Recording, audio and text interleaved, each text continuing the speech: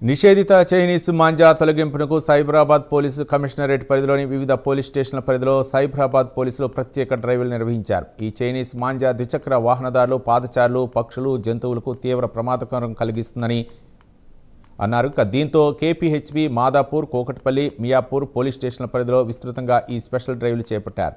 రోడ్లు, చెట్లు, విద్యుత్ స్తంభాలు, నివాస ప్రాంతాల్లో ప్రమాదకరంగా వేలాడుతున్న చైనా మాంజాను తొలగించారు.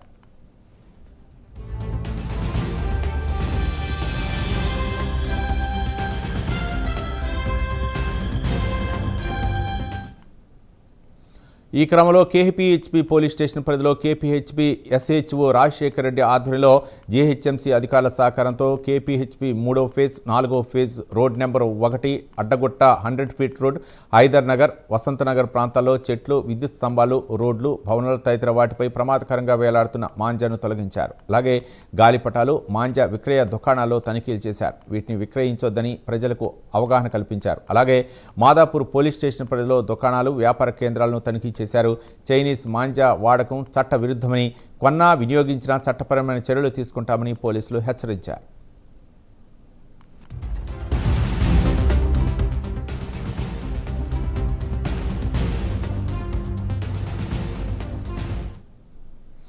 కోకట్పల్లి, మియాపూర్ పోలీస్ స్టేషన్ పరిధిలోనూ రోడ్లపై ఉన్న మాంజాను తొలగించారు. చైనా మాంజా చట్టవిరుద్ధమని, దాని తయారీ, విక్రయం, నిల్వ లేదా వినియోగం నేరమని, ఇటువంటి చర్యలపై కఠిన చట్టపరమైన చర్యలు తప్పవని పోలీసులు హెచ్చరించారు.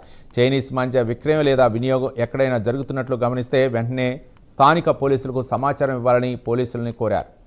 ఎక్కడైనా మాంజా వేలాడుతున్నా కనిపిస్తున్నా జాగ్రత్తగా దాన్ని తొలగించి డిస్పోజ్ చేయాలని పోలీసులు ప్రజలకు సూచించారు.